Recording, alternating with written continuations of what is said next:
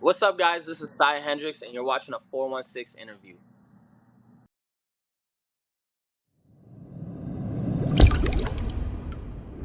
First question I want to ask you is, when did you start creating music? I mean, I've always been surrounded by it, and I've always been kind of interested, but I didn't start actually cooking up until I was 16, 17. Like me and my boy Kato, we took this recording class in high school, and we were just doing covers and remixes and stuff like that, and then we're like, fuck, this is actually dope. So we copped a mic, like a little USB microphone, set it up at his place, and just started recording as much as we could. We were loafing still, but we were recording as much as we could at the time, and then took it to London, went to school there for it, and then so I guess it's been 17, so 5-6 years. London, Ontario, right?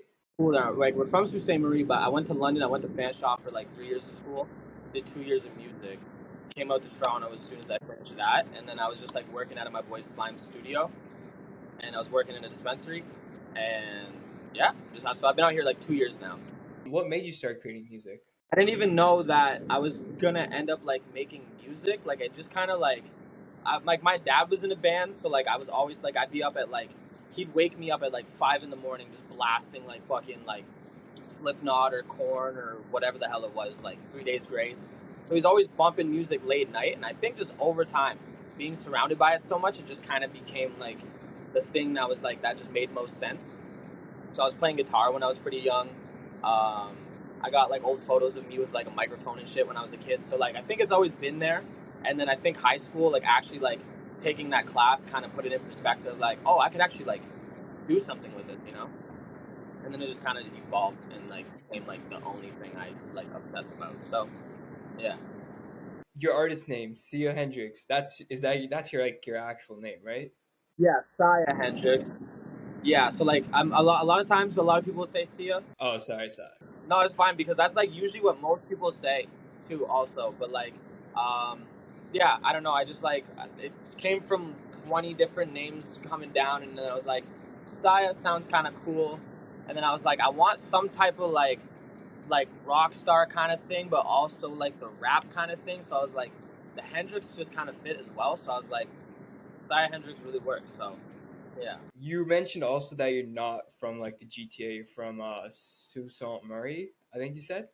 Yeah, quite a far way away. It's 700 kilometers. It's from Toronto. If you're leaving downtown Toronto, it'll probably take you 8 to 9 hours to get there if you're doing stops and stuff. So yeah, nothing else going on up there. We had to get out. Yeah, no, I was gonna ask you what's kind of the music out there and stuff like that. Is there anything out there? There's really nothing. There was a couple other artists that were coming up, our homies Rems, Raheem, AJ. They were all kind of making music back there, and then we were okay, these guys are sick. They're tapped in, they're doing their things. Some people know them around the high schools and stuff. So we just reached out to them, started working with them. But those were really the only artists. Everything else is all the kids up there are listening to country music and whatever the radio's playing, you know. So it took some time to get out of that, start finding underground music, start developing a sound, because it's not the city has a sound. We kind of had to me and Kato had to really make our own thing. It's taken a lot of time, and we're still evolving it now, you know. Is music more of a passion or career for you? Music is everything. It's the only thing I think about. I wake up in the morning, I'm like, fuck, what can I get done today? How can I just take the next step? What step am I at right now? What can I do every single day? I'll be chilling at work, just nodding off, just listening to the music that's playing. I'm at work, rapping, freestyling, anything like that. So there's always music going on. I'm trying to learn some mix tips or whatever it is, because I also engineer everything as well. So yeah, just trying to make sure I'm always progressing each day. So it's the only thing I think about. Full, passionate, everything. Yeah. Do you produce as well, or no? I've made a few beats. I started off I really did start off making rap music, producing. My dad was yo, I was going over there on the weekends, and he's like, yo, he's like, I got this thing called FL Studios. He was you're talking about doing beats and rapping and stuff like that. He's so he downloaded a cracked version on his shitty Windows laptop, that from 2009, and I was cooking up beats, but I couldn't save any of them. So I was only because I was using it was a demo crack kind of thing. I don't know exactly, but yeah, so I wasn't able to save nothing. And then I started, like, that kind of started to piss me off. So then I kind of started to like sing and rap more. Maybe something I want to ask you then is that have you ever thought about going in any other kind of pathway, like music pathway? So rather than like maybe creating music, have you ever thought about becoming like a producer or like audio engineering for other people as well? Yeah, I mean, I do engineer for other people. Like, I engineer like the tracks that me and all my homies hop on. I've like mixed and mastered tracks for like K Coop, Fair the Misguided. Who else am I looking for? There's quite a few other artists that I've worked with in like my circle that I do stuff like that. Down the road, I definitely want to like engineer and I want to produce more, definitely. But I'm mostly just, on the artist path, and then just mixing my own stuff to like get the sound that I want, until eventually down the road I can hand it off to somebody that I like trust, has a really good vision, and like to the point where like they can do something that I can't do. And I'm sure there's people out there right now. There's 100% people out there right now that could do the work that I'm doing. But trying to develop the sound and really try to get what I'm really like trying, like just what's my vision is. At least for the time being, I'm gonna be mixing all my own stuff and everything, and then we'll see what it develops into. I don't know, but yeah. Where do you see yourself in 5 years? So 5 years, I definitely am gonna be rocking some big stages. I'm definitely gonna be doing my thing. I want to be growing out the fan base over the next little while. I don't know. 5 years is such a long time too. Like I didn't expect to be here where I am today in 5 years. You know, like 5 years ago, I was still living like back home, where I was like just getting to London out of college. Like, I was out of the house and everything. Now I'm still, I'm in downtown Toronto. So like, but I don't know. I leave it up to the universe. I'm confident in my path. I have a path. I see myself where I can be in like a couple years. Um, but to say exactly, there's too much. I'm like, I want to dip my toes into everything. I want to be able to get into fashion and whichever. Like, we have the clothing brand as well that we've done. But like, get more into fashion, get more into film and whatever the hell it is, podcast stuff like this. Like, doing more interviews. Like, there's no telling where I could be in 5 years. All I know is that, I'm gonna keep that steady trajectory, and we'll see where we end up. If you could collaborate with any artist in the game, who would it be? Thug. As soon as you say who could you collaborate, Thug's probably like number one in terms of like in the rap scene. Thug, Uzi, Skies. I'm a big Lil Skies fan. Despite even like what he's drawn, I love the older stuff, like the influence and everything. I think he could have been massive, but um, in music in general, though, I want to work with Limp Bizkit. I want to work with Korn. I want to work with like whoever produced like 3 Days Grace's like second album. I need to work with him. There's Dave Grohl. Like, there's bare people I want to work with. Like, but yeah, I would say those would be the top ones. Like Dave Grohl, Young Thug, Lil Uzi, fucking Fred Durst. I don't know, just shit like that. That'd be cool. What about like within like the Toronto music scene? Anyone within the Toronto music scene? I mean, I'm open to collaborate with like really anybody in the scene. I know it's a little interesting with like certain artists working with certain artists. It depends. I don't know, like the lane that we're going in. I really like working with like the local people that I get to connect with, like at the shows and everything, that come out to the shows, that are interactive on Instagram. See them in person, it's always good vibes. So like anybody that knows me like that, those are the people that I'm really willing to work with. Is the ones that like know me in person and like I have a good connection with. Um, Toronto scene, I don't really keep up too much with like Toronto rap, like what's doing numbers or anything like that anymore. I normally just like keep an ear out for like just whatever's popping. But there's a lot of people though that I can see myself working with though. Out of all the songs and projects that you've put out, which one are you like most proud of? Okay, two parts. So like part one of that, I definitely need to be like putting out more. Like, I'm sitting on hundreds of songs of like just sitting there that I've worked on over the last like year and a half, 2 years. And so that's part one. So like everything is still waiting. But for what I have out, probably the For What EP release that I did with Kato. We have like 2 collab tracks and then 2 solo tracks on it. And I think that was just like a really dope moment. It happened after like about a year and a half ago, or coming up on a year, I guess, in like November. But we had like an EP release party. All the homies came out. We had a good show. Everybody got to perform. It was like just a super dope night. So like that was probably one of the dopest. Or maybe Jump, just because when we did the track Jump, like me and Kato as well, We did like that was like my first like fully professional music video, like marketing everything. So I'm like that was also a dope moment. But I don't know. Every track's got like a little story. That's kind of dope about putting it out. What artists do you listen to?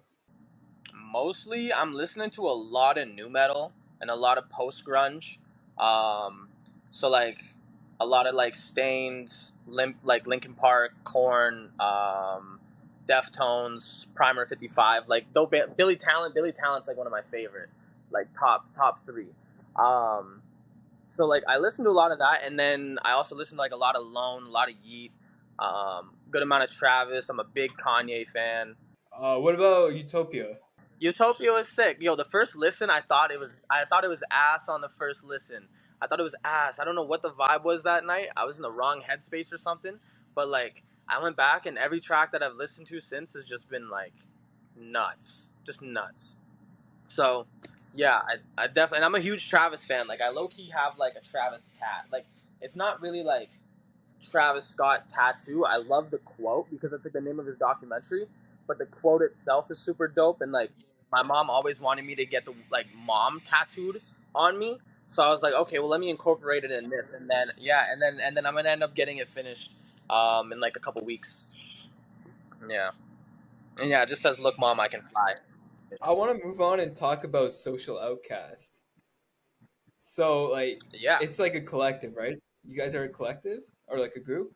yeah, it's like a more of like a group. It came together as like it was like more of a I guess collective before, and then as we just started like I came into the group and everything with Kato and Toxic and Sam, and everybody kind of joined at different parts, and then just over the time just like recording tracks, we just found that the four of us have like a really good connection and like synchronicity I guess on the tracks. Like it all kind of a lot of them flow very well together, so we're like, well, let's kind of take this and let's kind of move it in this direction and kind of see like what we can, like what it can, like where it can go. So so yeah, we've only been really recording a lot of tracks together since like the beginning of the year, like February, March, I guess, of 2023. But the company, I guess, like the entity itself, I guess, has been around for much longer.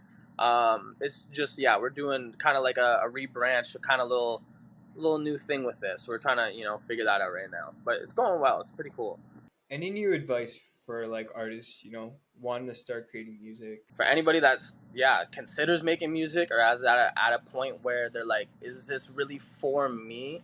I literally just watched this video before this interview, and it was like Kobe talking about like if you have these fears of certain things, but you know that you can do it, if you can write everything out and get all your thoughts out and kind of bring back that like real perspective, that drive that's in you, that's like, yo, like this is actually what I'm meant to do. There's nothing wrong with like feeling like shit sometimes. There's nothing wrong with like being like, yo, I don't know if this is for me. I have those thoughts every once in a while, but I'm like, I don't hold them to be true. And I correct myself as soon as I have that thought. And I'm like, that's like, sure, I mean, yeah, I don't even know if it's like, there's no belief behind even saying it. I think it's just the uncertainty of like, how is it going to play out is more of like a worry. So I don't know, just like go for it. Everybody just like fucking go for it. Just do it. Like I started off like I grew up in a trailer park my whole life. I never had nothing. I grew up with a single mom, moved out at 17, like, and now I'm in downtown Toronto. My situation around me, I would, there's parts of it I would love to change. I would love to have more finances coming in through music, but like, just putting your nose down and just fucking working and just like eating shit, fam. Like on some like Gary Vee, eat shit, yo. Like you low key just gotta eat the shit and just see where it goes. And if you don't end up where you thought you were gonna be, you're gonna be better off than if you never did it. So that's kind of I kind of live with that. I live with a lot of fucking stuff like that, but that's probably like a main one. Any new projects people should look out for? I would say so. Like me and the guys in Social Outcast, we've been cooking up a lot, trying to get some stuff going. We're throwing some shows, doing some shows soon. Definitely gonna be dropping a lot with them.